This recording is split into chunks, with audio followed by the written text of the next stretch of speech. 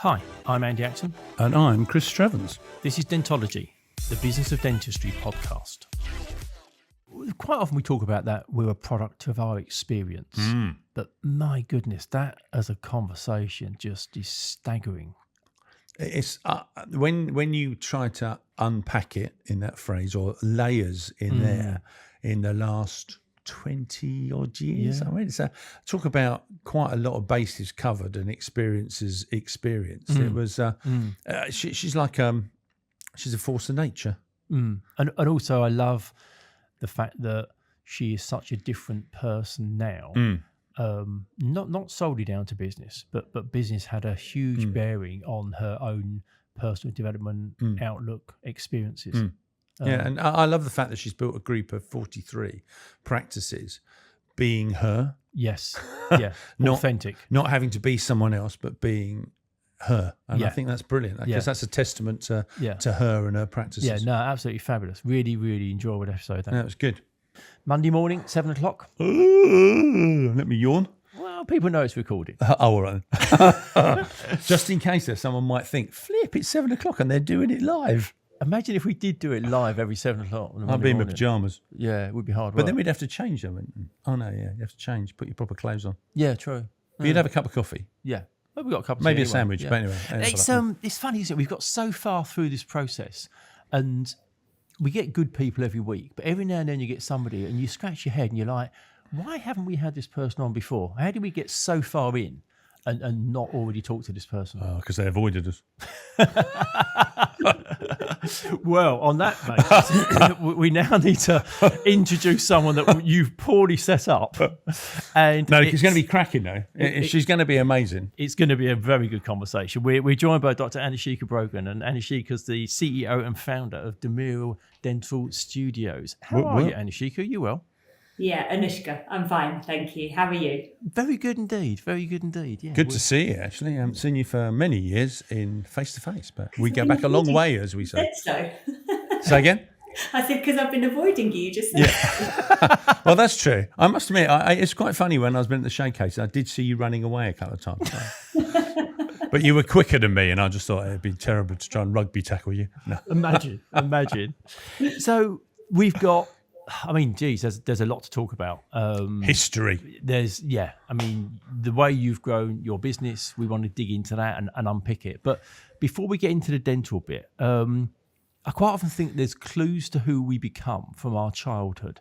You know, things that happen when we were young or our upbringing. Could you just kind of set the scene? What was your upbringing? Where were you brought up? Family life before Brothers, you kind of sisters, left parents, school and all headed that off to sort of dentistry?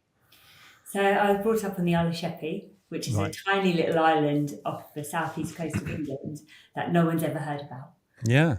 Half the time, people know about the Isle of Wight and all the big islands, but no one really knows about the Isle of Sheppey. It's very hidden. And to be honest, there's most people don't get off the island. You can never leave. Stay there, yeah.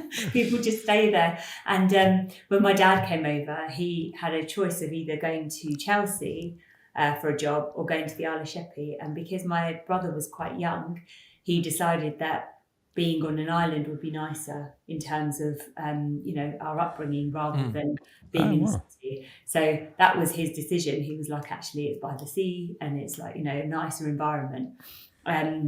However, there was hardly any Asians there, which was interesting for me because I had faced quite a lot of racism when I was younger. Yeah.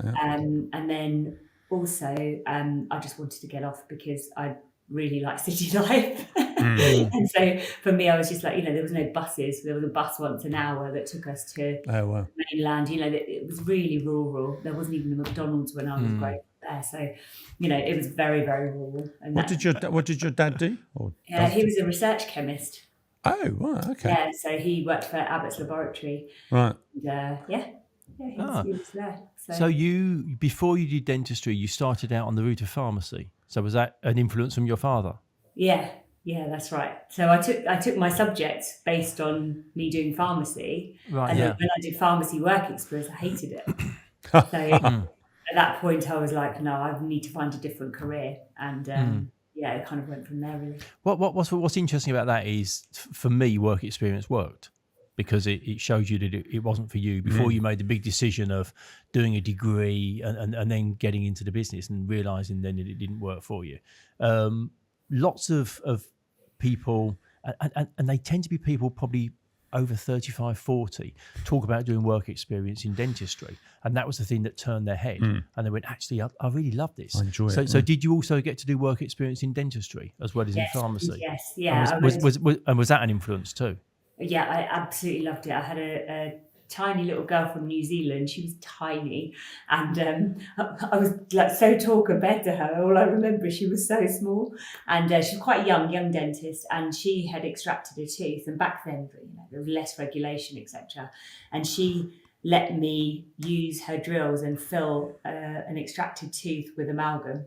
Whoa. On work experience. Really? Work experience.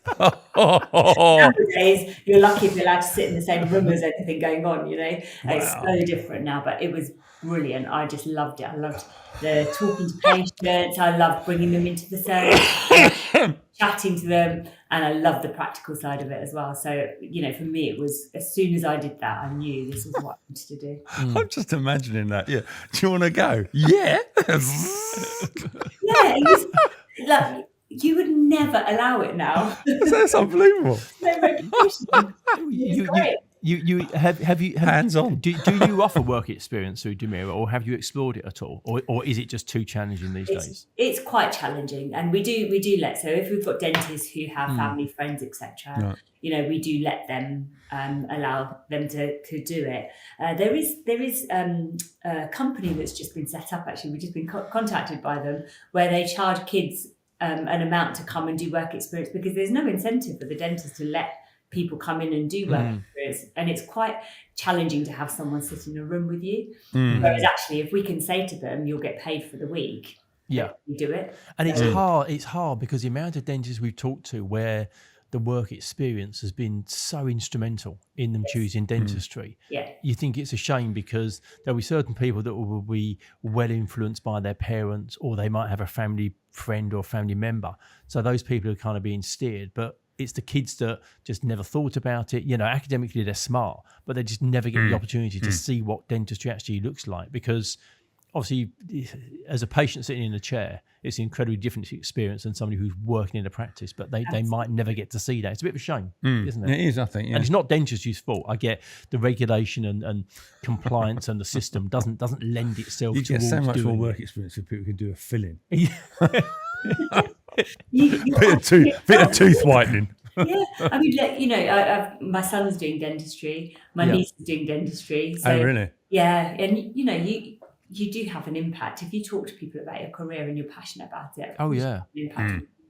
Yeah. People don't know what career to choose. It's really difficult when you're 16 years old, isn't it? It's a great career, though, dentistry. We've always said to people, it's one of those ones, isn't it, that you can, I know it's a sort of bit corny, but you can change someone's attitude to life by the way you change their teeth. And there's so few things that can actually, you can have someone walk in one way and then walk out another way, and their whole demeanour and confidence and maybe their whole life changes. It is an amazing skill, I think. Yeah. That's what my interview sounded like when I went to university. Oh. I'd had orthodontics, and I was really, I wasn't very confident. And when I had my braces, it just changed my life. And that's, was what I said in my interview. That wasn't the real reason. It was the filling that actually did it for me. But, that's not the big story. There's a nice phrase of a rising tide lifts all boats. At the beginning of your career in dentistry, who was kind to you? Who was nice to you when you joined the profession? I think associates at my first practice were really nice to me. There's a lovely lady called Amanda Webster. I can still remember her being really nice to me. She was, a few years ahead of me, not very far ahead of me, 2 or 3 years ahead of me, but really just kind and nice. And like the hygienist in the first practice I worked in was really lovely. Just, when you're surrounded by nice people, it has. Where did you start? Where was your first practice? I worked in Eastcote in. Okay. Middlesex. This is where I live now, actually. So. Oh, right. Okay. I used to live in, Pinner, but. So so it's Eastcote. So on Eastcote High Street. So I that thought I recognised you. Yeah. So. yeah, it was Georgia Teeth back in the day. But that was where I first started out. Oh, okay. And I think I probably had the nicest team experience there from where I worked. It was nice. So, Damira, you've got 42 practices, which is crazy when you say it. And we have lots of people that listen to this who are hugely ambitious. Lots of fairly young dentists who have an ambition to build their own group. Can you kind of just break it down for us from kind of, qualifying, how long you spent as an associate, your first acquisition, and then perhaps we can dig in a bit more as to how you've grown this business to quite the size it is. And maybe I should ask a question that I should know the answer to, so I might look a bit stupid. Damira, where does it come from?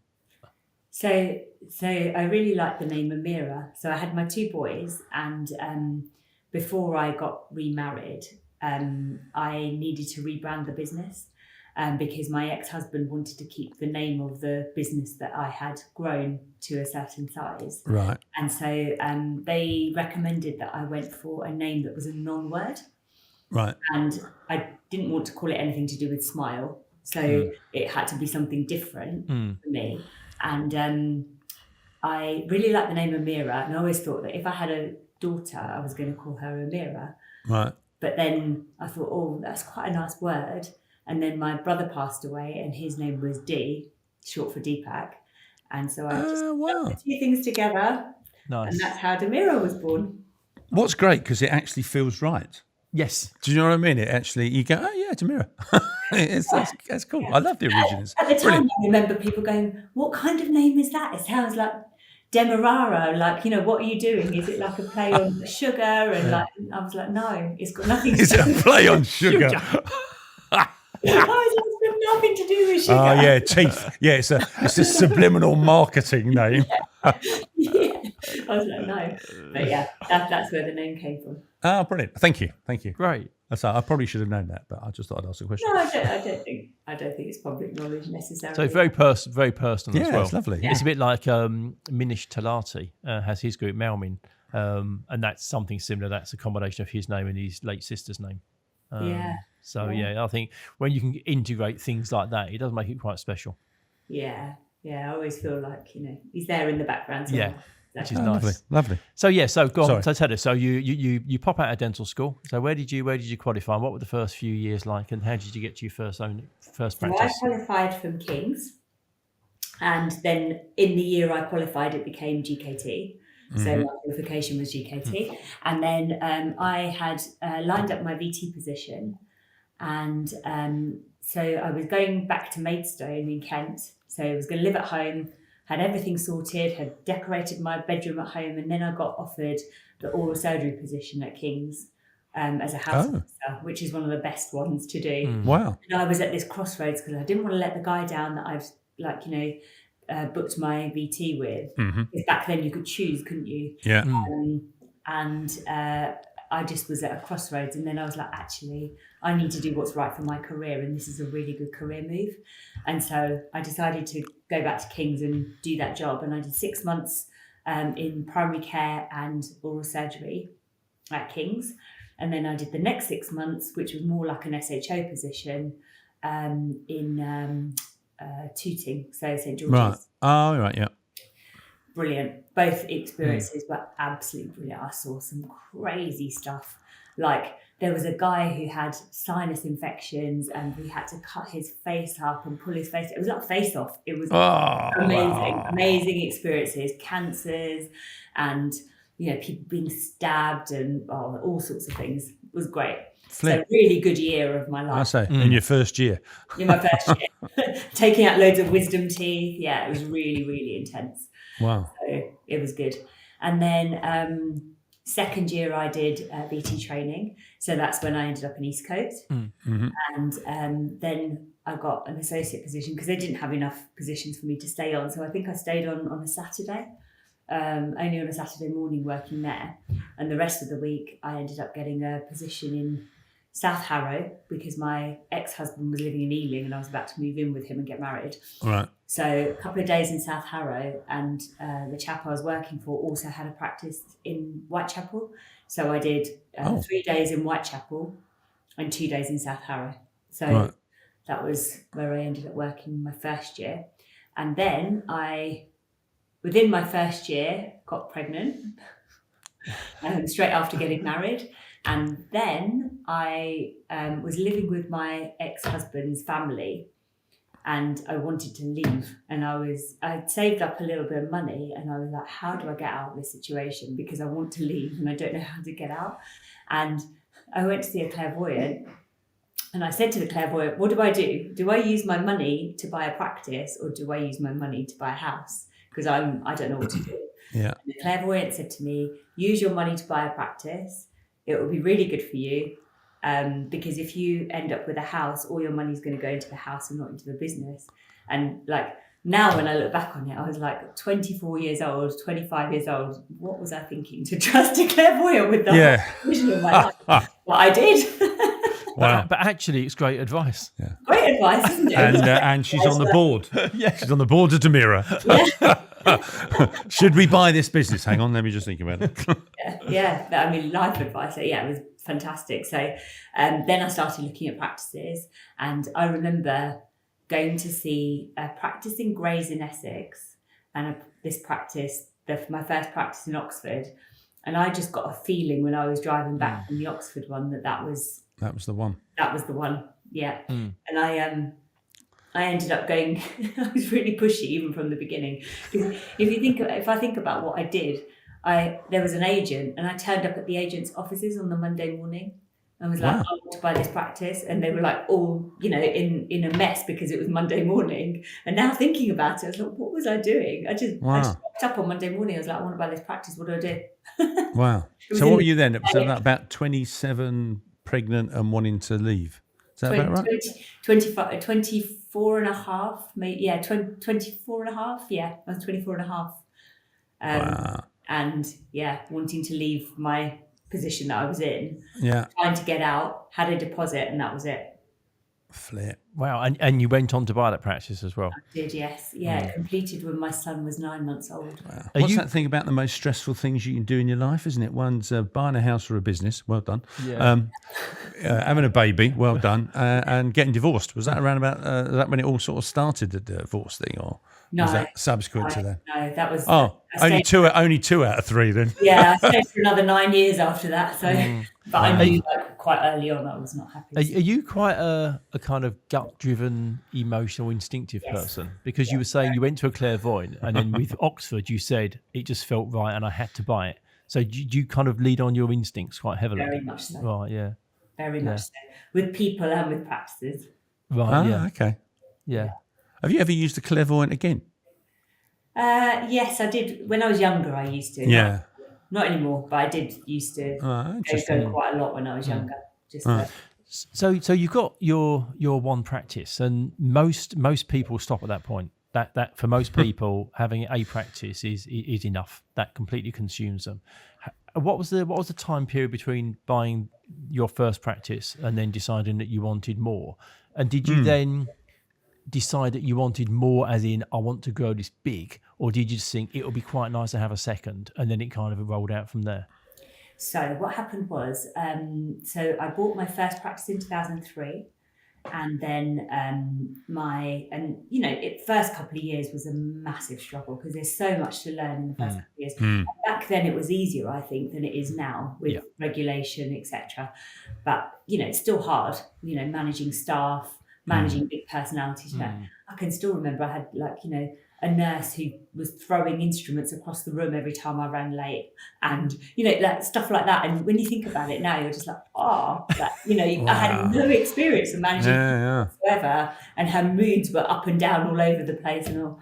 And then I during that first couple of years, I got sued by one of my staff because for unfair dismissal, all of this type of you just don't know what you're doing. In the first couple of years, everything happens to you, and and it impacts you big because a few it's thousand massively stressful, isn't it? Yeah, and a few £1,000s is huge when you first start out. So all of those little things that you have to go through, and the like, growing pains of doing that. But then what happened was I got pregnant again with my second son in 2005.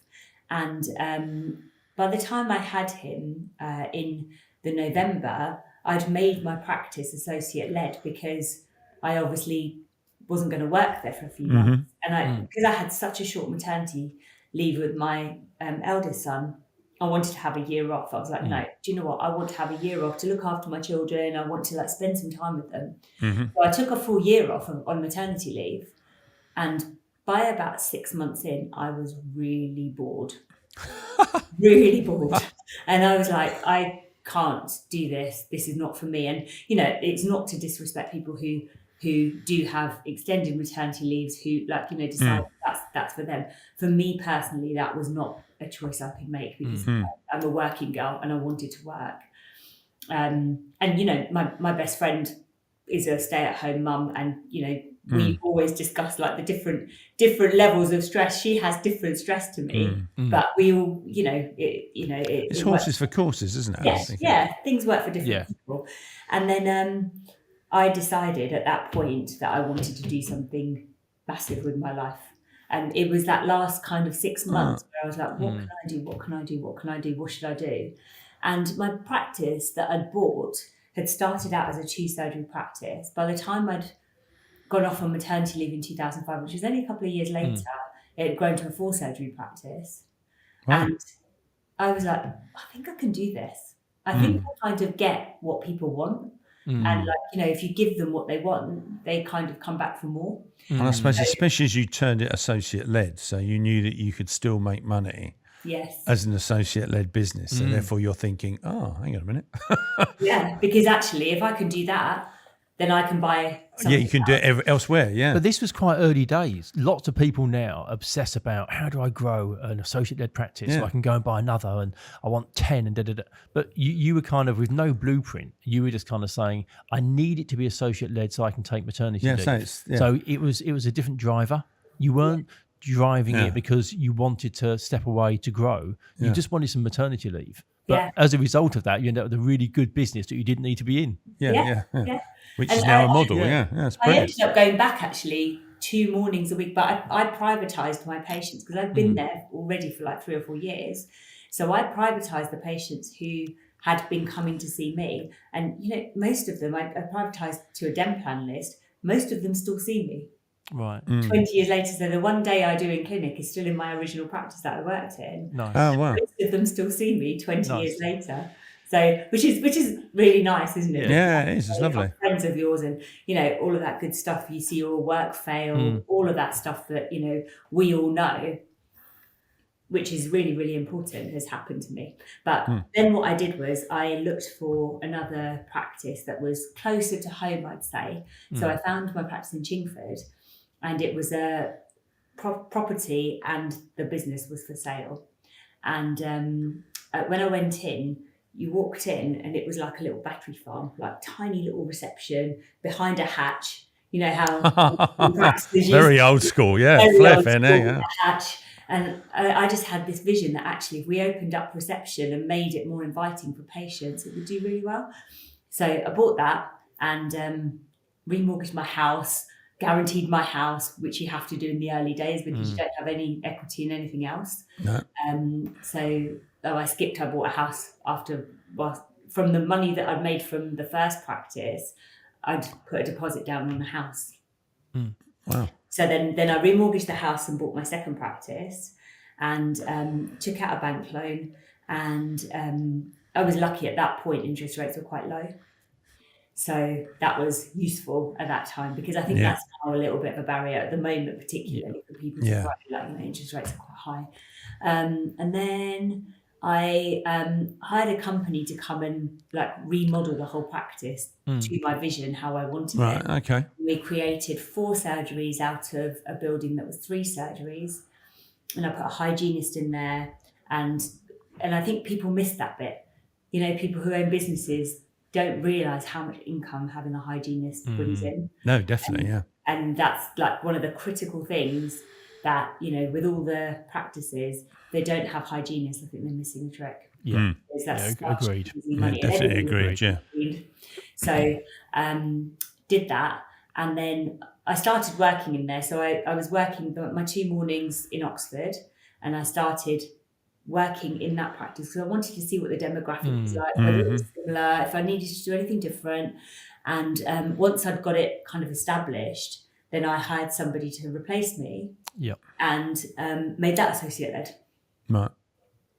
So, and then I was quite excited, and I was like, I can do this. I think I know what I'm doing here, and I can definitely start to grow it. So I charted out exactly how I was going to grow my business and kind of the hierarchy of how I wanted to do it. Oh, wow. And then I spoke to my ex-mother-in-law about what to do. And she said to me, well, what you need to do is set up a company and put it into my name, your brother-in-law's name, my husband's name, and I'll lend you some money. Right. And that's how that whole saga began. Okay. Right. So that's how your in-laws got involved in the business. Got embedded with your business. Yeah. Right. Yes, Okay. exactly that. And so it just became a big mess because I didn't realise what I was getting myself into at all. Because I just thought, cause they just said to me that if anything ever happens, we'll make sure it goes to your kids and blah, blah, blah, blah. And 2 children at that point, I was like, didn't know anything about corporate law. You're trusting, aren't you? That's Yeah, exactly. And I suppose, I guess everybody hopes that the other side of it's never going to come true. Everybody assumes that it's all going to be fine. We're going to grow it. It's going to work. And it's only when things go wrong. It's a bit like when people buy or sell dental practices, you have a sale and purchase agreement. And in a perfect world, it stays in a drawer and it never comes out. Yeah. And when it does come out, there's kind of a problem. And the situation that you described, if things hadn't turned out as they did, then it would have never been an issue. But obviously things didn't go down that route, so it did become an issue. So what size did your group get to? Because obviously, you've been quite open about it. This resulted in you getting divorced. So that's why this part about your ex-in-laws being involved in the business is quite critical. But what size did the business get to before your marriage? And it was a very messy divorce. Yes, it was very public. For people that don't know, it was public. Yeah, if you want to Google situation, there'll be quite a lot there of Anushka for you. I've tried to bury it with good stuff. But if you dig deep enough, there's a lot of stuff about my messy divorce. We had 7 practices in that company. Right. My 2 practices outside of the company that I'd originally set up. Right. There was 9 in total. Okay, and did you then lose those 7 practices as a result of that? Did you literally had to start from the ground up, or were you able to keep those practices? No, so I was really lucky because at the time the area teams really supported me a lot, and there's a whole thing about transfer of the NHS contract. We had no trust document to say that I held it on trust for the company, so actually the NHS contract belonged to me. Were in your name. Oh right. And so there was only, I think there was 3 that I tendered for that were in the company's name, which I did have to hand over. Right. But the rest stayed with me and I just bought them out. Right. Ah, okay, right. So it wasn't back to ground zero. You were able to build on what you had. I lost a lot of money because I had to buy my own practices back for myself. But, in the grand scheme of things, it was okay. I ended up with, so then what happened was I tendered for some more during the divorce and I won them. And that was like a lifeline to me because that NHS funding that came in paid the divorce. I tell you what, that's an amazing thing, isn't it? I mean, I know you sort of did we say it's how long? 15 years ago or something? 15 years ago. I find that quite amazing that you're going through a very public, unpleasant circumstance, outward looking. No doubt, internally, personally, it's not a very nice experience, but you're still tendering for NHS contracts. I find that quite remarkable, really, that it would have been quite easy to sort of almost like pull your feelers in, put the shutters up, resolve that issue, then think about it. But during this whole process, you're thinking, well, actually, I am going to tender because I want to keep growing. I think it's remarkable. And I guess there's a bit in there. It's a survival strategy as well, isn't it? It's kind of, I've got to get through this. Probably something different. Yeah. I think I used to work a lot to escape my life because I wasn't happy in my marriage. Right. And Okay. actually, when then the divorce hit, I worked even more. Right, yeah. Because, you just kind of, you go into yourself. But if your coping mechanism is to work, like, some people comfort eat, some people drink, I used to work. That was my way of, it was a distraction tool, it's just a distraction. And actually, I think it's quite a positive distraction versus other things that you can. That you could do, yeah. Oh, as a vice, working hard as a vice is better than some of the alternatives. Are you still like that? Have you got more balance in your life now? Yeah, much more balance now than I did have. Yeah, for Right. sure. Yeah, my husband's very instrumental in that. He comes and tells me off if I work too hard. Oh, He's quite just nice. like, it's time to stop now. Oh, that's good. Which is good. Which is good. Yeah. If we just pause for a second before we kind of go on in terms of the growth, you talk a lot about culture, behaviours, ethos in your practice, and how it's really important to have that across your whole business. With 42 sites now, how do you put in place the infrastructure to make sure that if you walk into one of your practices, it has a consistent look, feel, behaviour, ethos when you're not there? I think people are quite clear in my organisation of what my expectations are, and I'm not kind of very. I want them to feel proud of their own practices, and I give the practice managers a lot of ownership over their own practice. I want them to feel like it's their business, and if I feel like they're not treating it like that, then I would pull them to one side and say, "Don't know if you're necessarily right for us, because you need to feel that ownership that it's your site. If your receptionists are on the phone, it reflects on you, not on me." And so I feel like once you give them a little bit more autonomy to kind of run things, then they feel like they're responsible. Because I don't make them pick up the phone at the weekends. I don't say to them they've got to do all of these things, but most of my team would do that. If I message something out that affects them on the group, they so many of them would answer. But I don't ask that of them. I think it's been we sort of have many years ago in the bank. I had a bloke who taught me that, and the best management thing, he said, if you treat everybody like a thoroughbred, he said, they will perform like a thoroughbred. And he said, occasionally you have to pull the reins in. But he said, if you treat them like show ponies or donkeys on the beach, he said, don't expect much from them. And that's exactly what you're saying to people is, look, I'm going to entrust you with my brand and my ethos. If you don't follow it, then I'm going to pull your reins in a bit. But I think it's great. It's a great management technique. It's a great management technique. Do you know, I hate being micromanaged. Like, I hate it. Like, what the NHS are doing at the moment, where they're absolutely scrutinising every single thing. Like, it's horrible for dentists, isn't it? Like, nobody likes working like that.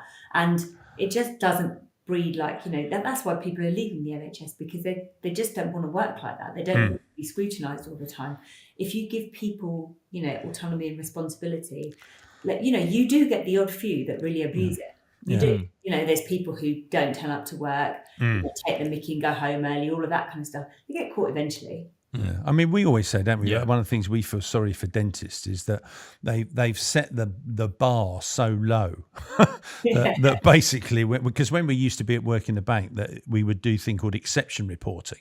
So basically, if it was an exception, then it would be reported, then you'd action it. But basically, 98% of things are never an exception, whereas the NHS and dentistry to a certain degree with the GDC seems to have almost gone the fact of, we're going to assume that 2% of you are okay and 98% of you are dodgy. So everybody's got to go through this ridiculous sort of scrutiny, as you say, when really you don't need to, because there are some bad apples, there are some people, but I mean, over the thousands of people we've seen, they are few and far between. Absolutely. Few and far between. Most people are nice people, aren't they? They are.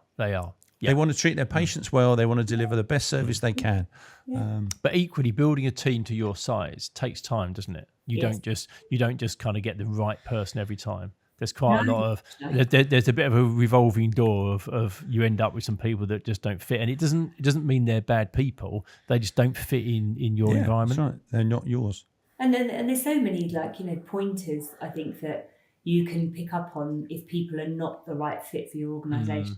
I always think that if people are crying a lot, they're not right for the job. Whether it's a head nurse job or crying a lot. Well, Seriously? Yeah. they cry a lot.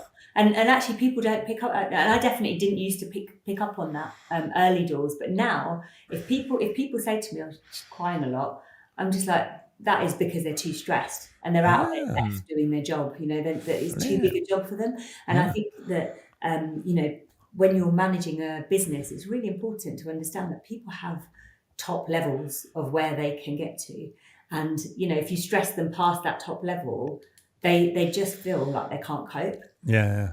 People just, I remember once working in a bank years ago, we used to have this thing with, we promoted this woman who was brilliant, but she was terrible to this job we gave her. And she was like, we tried, the improvement programs and monthly, weekly management, all this sort of stuff. And eventually my boss said to me, he said, have you actually asked her if she wants this job? and I said, could we do that? And he said, yes. So I just said to her, do you want this job? She went, no, I hate it. Really, really hate this job. Exactly. And we said, well, do you want your old job back? Oh, yeah, please. Yeah. She wasn't bad. She just didn't want that job. She just didn't like it. And we've had it before where we've promoted practice managers to area managers. They're great as practice managers. The minute they go to area manager, they just cannot do it. Because it's a totally different skill set. You have to be strategic and, business focused and all of these things. And actually they're quite happy with their team around them and they're able to manage things on the ground. But that's a management skill itself, isn't it? To be able to identify the people that have been put in positions that they're not good. Because otherwise you just stress them out and then they make a mistake. And I think that's a real management skill as well. So let's pick up the story. So you're now divorced. You have your few practices, and we're now at 42. So how did you get from those few? Notwithstanding the fact you said you doubled down, you threw yourself into work, that was a thing that kind of was your vice. But how did you get from there to where you are now? We've had quite steady growth, I would say. So when I finished even my divorce, so the beginning part, I hardly had any debt. So when I walked away with 9 practices, so by that point I had 12. And then I came back again to 9. So I walked away from my divorce with nine of my practices. And I didn't have very much debt. So I raised debt in order to pay my ex-husband's family back. For the practices I took away for property, etc. So part of the divorce. Had a bit of debt, but actually I wasn't very heavily leveraged at all for the 9 sites that I had. And I didn't really understand how leverage works and about EBITDA, because I think back in the day it was all about goodwill. It wasn't really percentage of turnover. Yes, it was a percentage of turnover rather than EBITDA. The underlying profit, and how the bank kind of view things.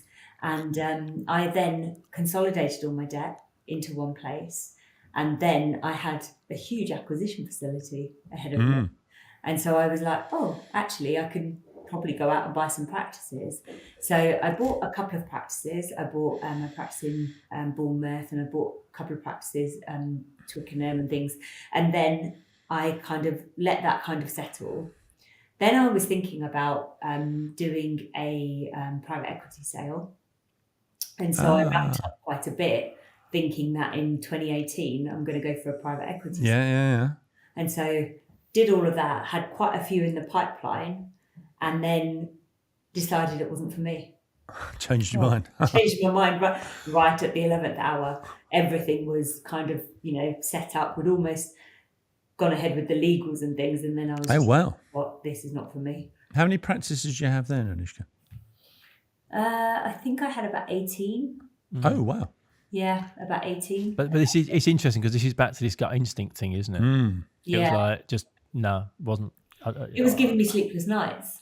I was really bothered about it. It was just like, it's such a big decision, and it just did not feel right to me. There was something that just did not feel right to me. And, the company that I was going to go with, were going to buy 51% of my business, which meant that they were going to be the controlling shareholder. And it just felt all the same to me all over again. And I was like, oh, I just don't know. Even though, the multiples were great, the money was great, I was just like, oh. And then I remember literally on the back of a fag packet, I literally got a piece of paper and I mapped out that if I kept my own business and got to 50 sites, how much would I earn? And if I did it through private equity, how much would I earn? Oh, wow. Have Yeah. you kept that bit of paper? No, I haven't. I've shredded it. Oh, what a shame. What a shame. Can you imagine? It'd be like, what was that thing where some bloke, he designed something on the back of a napkin or something? Yeah, Can't remember what it was. contract, I wasn't it? can't remember what it Contract or was. something, Yeah, yeah. it's like, I love stories like that. Yeah, I'm disappointed. Oh, well. I remember turning up at work with my accountant and handing it to him and just going, the maths doesn't work. It doesn't work. It just, it just doesn't give me as much profit because you're taking out a huge chunk now, but actually you don't end up with owning everything and blah, blah, blah. So I kind of just decided that wasn't for me. And so I backed out of it. Wow. And do you see it as a, Damira, as a bit of a legacy business? Because you were saying both your kids doing dentistry? Can't remember now. No, so my eldest has just finished law degree, and my middle one's doing dentistry. Right. But, they've both made noises about coming into the business at various points. So, but I'm not putting any pressure on them because I think, them being happy is much more important to me than anything else. I want them to be happy. If it's the right decision for them at the time, when the time's right, fine. But if it's not, that's also fine. Right. And have you set a limit for how many practices you're going to do? We're just going to keep going and see how you go. There's no limit. There's no limit. Sky's the limit. We'll see where we get to. I mean, I know how long I want to work in the business for. I want to do probably about another 12 years. Right. Probably start cutting down in the next 7 years and then carry it on for another 5 as sort of, consultant, if you like. But I don't want to work for the whole of my life. Yeah. With what you know now, if you could go back, would you change anything that you've done? I think I probably would buy more practices early. Right. I think, when interest rates are low, you feel scared. Values were cheaper. Considering. I think you feel scared, of, what if it doesn't work out? And, people put you off quite a lot about growth and expansion plans. People put you off terribly. And I also had a period where I've had various periods where I've had quite controlling advisors, right? And I think that now I don't have controlling advisors anymore because I know what I'm doing with the business. Yeah, you're pretty solid. Yeah. Also, you're quite unusual in that you worked out very quickly that you could make it work. In that you turn your first practice associate led, that worked, and you're like, okay, I get it, and you did it, and you did it again, and it worked. And because that kind of back in the early 2000s was breaking the mold, lots of people like to kind of just do what's been done before. So anything that's slightly different just feels a bit edgy and different. Whereas you knew that it was working for you. Whereas lots of people that advise on existing systems at work as opposed to help you create something new. So you probably wouldn't have fitted that system particularly well. So you kind of almost had to find it yourself. I think the challenge is that you obviously earn so much more money if you're in the business working. Definitely, yeah. I don't particularly like locums in the business. Like, I think that, a lot of people are just like, replace yourself with a locum. Well, that's really expensive and that doesn't work. And it doesn't carry the brand value. No. They just don't care enough about the patients. No, that's right, yeah. And so I think that, if you plan an exit so that you can come out, then absolutely. But you have to plan it with the right people around you. And I think if people are thinking of growth plans, I would definitely say get an associate, but be present around that associate to make sure that they've got the right values, because that is how your business will grow. Because it's so easy, isn't it, to empty your books because, a dentist isn't popular. It's really easy. Yeah. Really. Well, you only have to look at some of the larger corporates who will remain nameless, who, with constant changes of associates and stuff, they then don't do very well but because also, people aren't coming back. I think lots of people get caught in no man's land. You broke through it. And I think if you've got a single practice you work in, it's quite profitable. And I think the no man's land is where people end up with 2, 3 or 4 practices. And it's not quite big enough to produce the underlying profit to replace the profit that comes from them working in one practice. But they just don't have the resources, the skills or whatever to break through and suddenly end up with 7, 8, 10, 12 practices, which then produces more profit than the one practice you're working in. And it feels that a lot of people and you broke through that quite quickly. But there's a lot of people that have found themselves liking the idea of it being associate-led, but they haven't yet built a business to a size where it's working for them. it just feels like they're now working for a business, but not in a clinical capacity. Yeah, I just think it's an interesting one, isn't it? You know, when you say the first one, you turned from 2 to 4, and then you wanted more time off. So you then, you know, you increased the gross, but probably did the profit okay by making it associate led. But it's interesting, the fact of your motivation was a more personal motivation to have more time. And then when you realised actually you could make it work, you were like, Whereas I think a lot of people don't sort of see that, do they? It's a real interesting one, because all they see is, as you said, and it was the reduction in the amount of money I take home. Yeah. Which I don't want to take. Thanks very much. I still want to earn that amount of money. And actually, do you know, I did do a stepping stone where I was working part-time, and then, so I can remember when I had Basingstoke, so I had Oxford, Chingford and Basingstoke, and I used to work that 2 mornings in Oxford, 2 days in Chingford, and then I used to do the third day, I used to go to Basingstoke. I never worked properly in Basingstoke as an associate or as a dentist, but I used to go there and just go through all the accounts and look at all the books and look at all the UDA targets and look at what everyone was grossing and all of that, like an area manager. So then when my 4th practice came along, which was Docklands, I then kind of I cut down 1 day in Chingford at that point and did the same thing in Docklands. And I kind of area managed quite a lot of what was going on myself. So you understood it yourself, so you can then pass that on almost. Yeah. So that then when we did end up getting an area manager, then it was very, very easy. Yeah. To kind of Was this when you were living in Eastcote still? So I was living in Ealing still. I'd moved away from my in-laws, so I'd moved to Barrow, in my own house, but still being quite controlled. Wow, it's quite. I was just thinking, that's quite a lot of travelling, isn't it? Yeah. I was never scared of being on the road. Yeah. Wow. Yeah. What would you say, based on your experience, is the critical skill you need to master as an entrepreneur? What's the one thing that's made it work for you? I think I'm just not scared. I think, you know, I think having a really good attitude to risk, that, you know, things can go wrong. Of course they can. But if you have the attitude that no matter what happens, I'm going to make it right. Have you always been like that? Yeah. I've always been a bit. My mum always used to say to me when I was younger, "You just love a challenge, don't you?" Like, yeah. If it's not challenging me constantly, I get bored. So I want to I like a challenge all the time. So yeah. Are you able to describe what success looks like for you?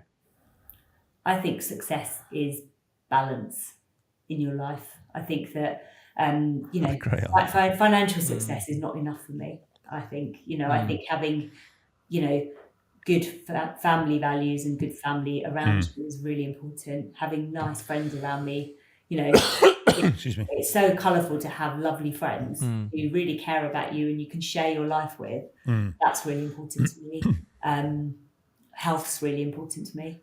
And, you know, I put a lot of attention on sleeping properly, exercising, eating properly, those things. And, you know, I think I want to be the best daughter I can to my parents.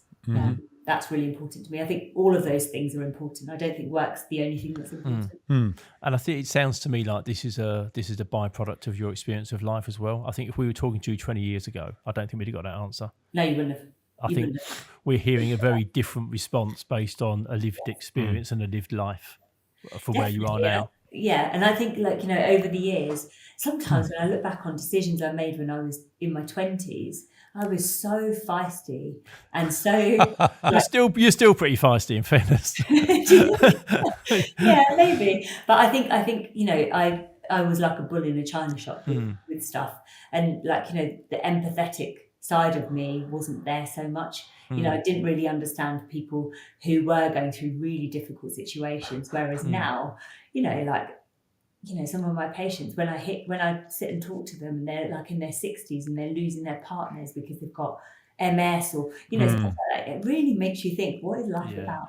You know, it really does change your perspective on life slightly, I think. Yeah. So, It's been It's been a great conversation. I mean, geez, we've been talking for nearly 50 minutes and we've covered a lot of ground. And I think there's a lot And there more. wasn't a glass of wine in there at all. No. And there's a whole. I think there's a whole nother chapter that hasn't been written yet as well. I think you were saying that you want to do this for another decade or more, and it'll be fascinating to see where this keeps evolving to and where it keeps moving to.